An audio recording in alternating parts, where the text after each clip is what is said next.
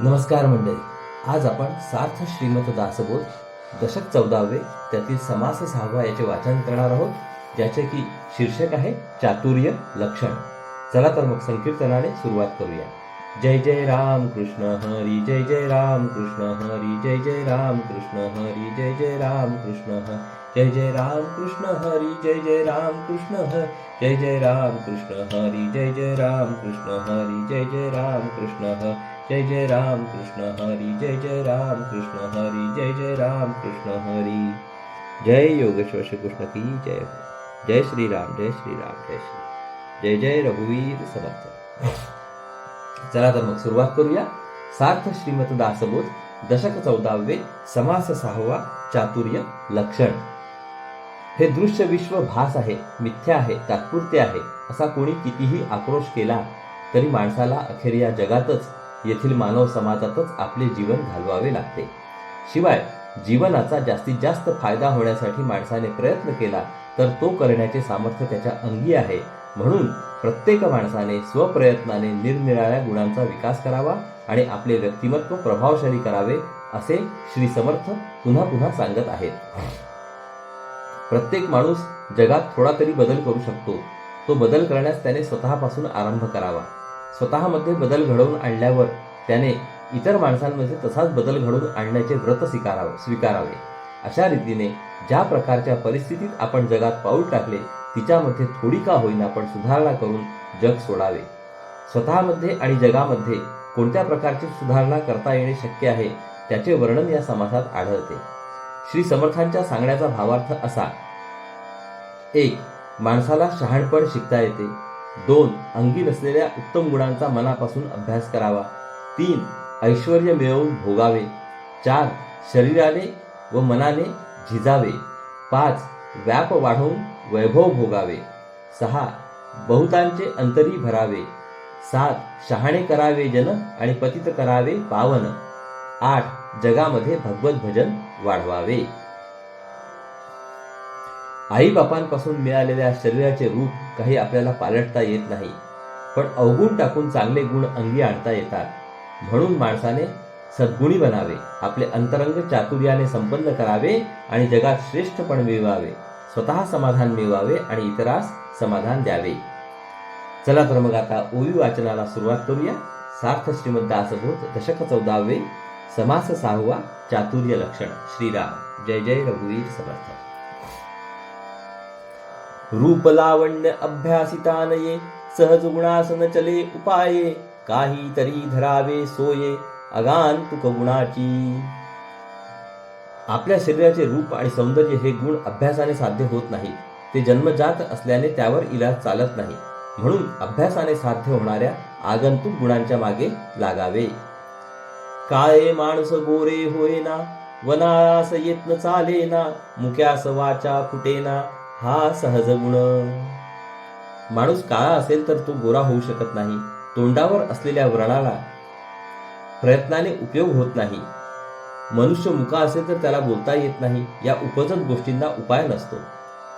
आंधळे डोळस होईना, बधीर ते ऐकेना, पांगुळ पाये घेईना, हा सहज गुण.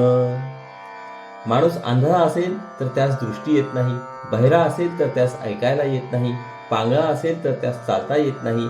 या उपजत गोष्टींना उपाय नसतो.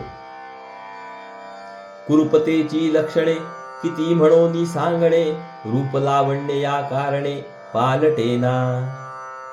कुरूपतेची अशी लक्षणे पुष्कळच आहेत, ती सगळी सांगता येत नाहीत. म्हणूनच शरीराचे रूप आणि सौंदर्य बदलता येत नाहीत असे सांगितले. अवगुण सोडिता जाती, उत्तम गुण अभ्यासिता येती, कुविद्या सांडून सिकती, शहाणे विद्या. परंतु अवगुण सोडायचे म्हटल्यास ते सोडता येतात व उत्तम गुण अभ्यास करून मिळवता येतात. शहाणी माणसे कुविद्या सोडून देऊन विद्या शिकतात. मूर्खपण सांडिता जाते, शहाणपण सिकता येते, कारभार करिता उमजते सकळ काही. मूर्खपण सोडायचे म्हटले तर सोडता येते आणि शहाणपण शिकायचे मनात आणले तर शिकता येते. त्या दृष्टीने अभ्यास केला तर सर्व काही ध्यानात येते. मान्यता आवडे जीवी, तरी का उपेक्षा करावी, चातुर्ये विण उंच पदवी कदापि नाही. माणसाला मान मिळाला तर तो मनापासून आवडतो. मग शहाणपण शिकण्याची हयगय करू नये. अंगी चातुर्य किंवा शहाणपण असल्याखेरीज समाजामध्ये मोठेपणा कधी मिळत नाही. ऐसी प्रचित येते मना तरी का स्वहित कराना, सन्मार्गे चालता जना सज्जना माने. ही गोष्ट जीवनात आपल्या प्रचितीला येते. यासाठी आपण आपले हित करून घेणे जरूर आहे. जो माणूस सन्मार्गाने जातो तो संतांना आणि सामान्य जनांना मान्य होतो. देहे नेटके शृंगारिले परिचातुर्ये विणनासले, गुणे वीण साजिरे केले बाष्कळ जैसे. समजा एखाद्याने आपल्या शरीराला पुष्कळ सजवले पण त्याच्या अंगी शहाणपण नसेल तर ते सजवणे वाया जाते. एखाद्या गुणहीन वेड्याला साज शृंगार करावा तसे हे होते. अंतरकळा शृंगारावी नाना परी उमजवावी, संपदा मिळवून भोगावी सावकास. माणसाने आपल्या अंतरंगातील जाणीव सजवावी, तिच्यामध्ये अनेक प्रकारचे ज्ञान साठवावे, तिच्या बळावर संपत्ती मिळवावी आणि ती मनसोक्त भोगावी. प्रयत्न करीना सिकेना शरीर तेही कष्टवीना, उत्तम गुण घेईना सदा कोपी. जो माणूस प्रयत्न करीत नाही आणि शहाणपण शिकत नाही, शरीराने कष्ट करीत नाही, उत्तम गुणांचा अभ्यास करीत नाही, तो नेहमी चिडचिडलेला असतो.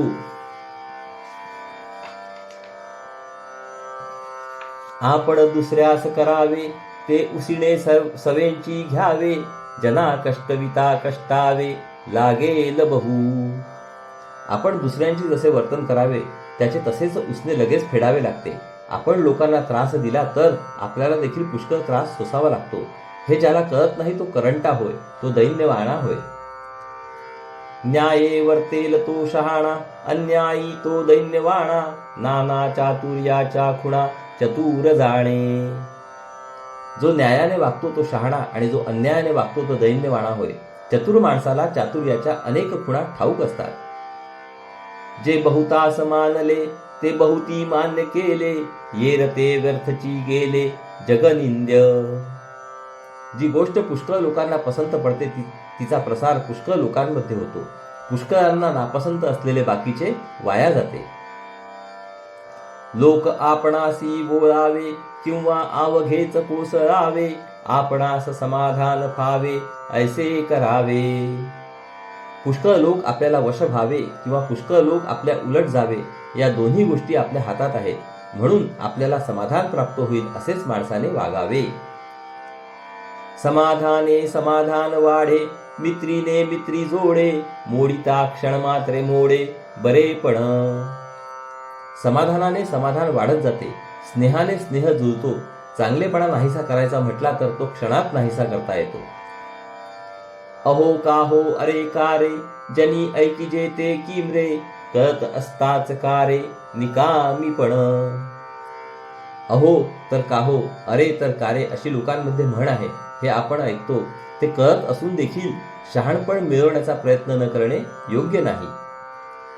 चातुर्ये शृंगारे अंतर, वस्त्रे शृंगारे शरीर, दोहींमध्ये कोण थोर बरे पहा. शहाणपणाने अंतरंग शृंगारले जाते तर वस्त्राने शरीर शृंगारले जाते. या दोन्हींपैकी श्रेष्ठ कोणते याचा तुम्हीच विचार करा. जो माणूस शहाणपणाने आपले अंतरंग शृंगारतो तो दुसऱ्याचा कार्यभाग करू शकतो. आपल्या शहाणपणाने जो जगाला सुखी करतो तो खरा भाग्यवान पुरुष होय.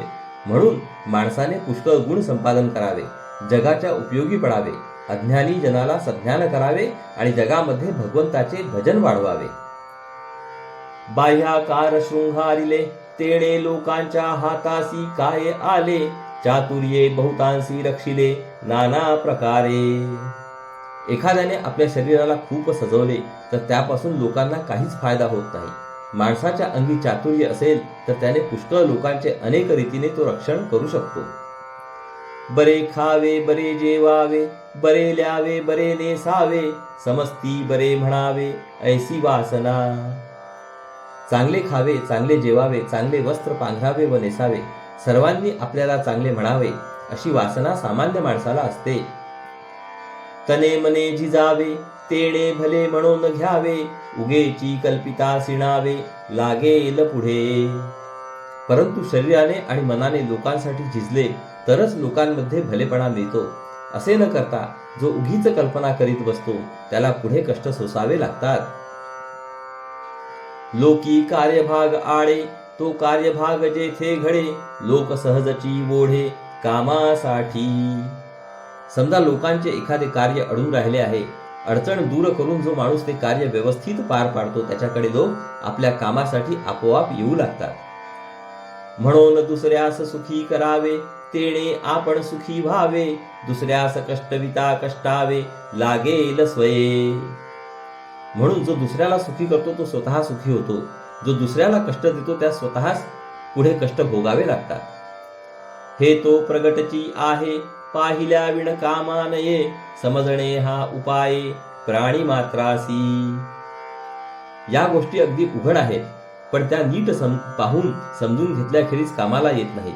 यासाठी त्या समजून घेणे हा भाग्यवान बनण्याचा माणसास शक्य असा उपाय आहे. समजले आणि वर्तले तेची भाग्य पुरुष झाले, या वेगळे उरले ते करंटे पुरुष. अशा रीतीने जीवन समजून घेऊन जे वागतात तेच भाग्यवान पुरुष बनतात. बाकीचे न समजणारे उरलेले पुरुष करंटे समजावे. जितुका व्यापती तुके वैभव, वैभवा सारिखा हाव भाव, समजले पाहिजे उपाव प्रगटची आहे. जेवढा व्याप तेवढे वैभव हा नियम आहे. ज्या मानाने वैभव असते त्या मानाने वागावे लागते. माणसाला हे समजले पाहिजे. वैभव प्राप्त करून घेण्याचा उपाय अगदी उघड आहे. आळसे कार्यभाग नासतो, साक्षेप होत होत होतो, दिसते गोष्टी करेना तो शहाणा कैसे. कोणतेही कार्य आळशीपणाने नासते, पण माणूस प्रयत्न करीत राहिला तर क्रमाक्रमाने ते सिद्धीस जाते. ही उघडपणे दिसणारी गोष्ट ज्याला कळत नाही त्याला शहाणा म्हणता येत नाही. मित्री करिता होते कृत्य, वैर करिता होतो मृत्य, बोलिले हे सत्य किम असत्य ओळखावे. मित्रत्व जोडल्याने कार्य शेवटात जाते आणि वैर केल्याने मरण्याचा प्रसंग येतो. हे माझे म्हणणे खरे किंवा खोटे तुम्हीच आता ओळखा.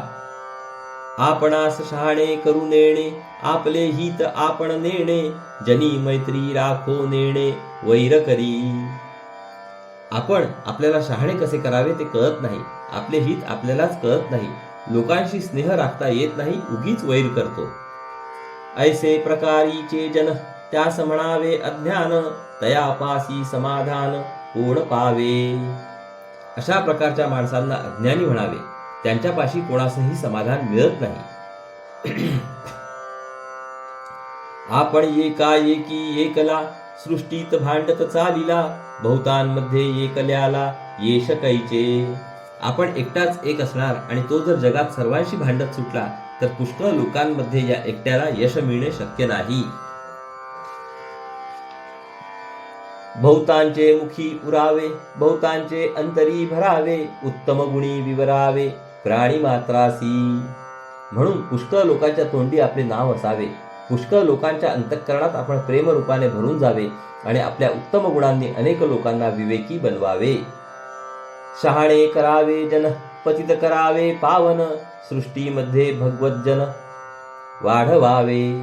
पुष्कळ लोकांना शहाणे करावे, जे भ्रष्ट असतील त्यांना पवित्र करावे आणि जगामध्ये भगवंताची भक्ती वाढवावी. इति श्री दासबोधे गुरुशिष्य संवादे चातुर्ये लक्षण नाम समास 6. तर श्रोते हो, अशा रीतीने आपले ह्या ठिकाणी दशक 14व्या मधील समास 6व्याचे वाचन पूर्ण झाले आहे. हरि ओम तत्सत, हरि ओम तत्सत, हरि ओम तत्सत. हरे कृष्ण कृष्ण कृष्ण हरे हरे, हरे राम राम राम हरे हरे, हरे कृष्ण कृष्ण कृष्ण हरे हरे, हरे राम राम राम हरे हरे, हरे कृष्ण कृष्ण कृष्ण हरे हरे, हरे राम राम राम हरे हरे, हरे कृष्ण कृष्ण कृष्ण हरे हरे, हरे राम राम राम हरे हरे, हरे कृष्ण कृष्ण कृष्ण हरे हरे, हरे राम राम हरे हरे, हरे कृष्ण कृष्ण कृष्ण हरे हरे, हरे राम राम राम हरे हरे, हरे कृष्ण कृष्ण कृष्ण हरे हरे, हरे राम राम राम हरे हरे. जय योगेश्वर श्री कृष्ण की जय हो. जय श्री राम, जय श्री राम, जय श्री राम. जय जय रघुवीर समर्थ. चला तर मंडळी, पुढील भागात परत भेटू. नमस्कार. हरिओम हरिओम हरिओम.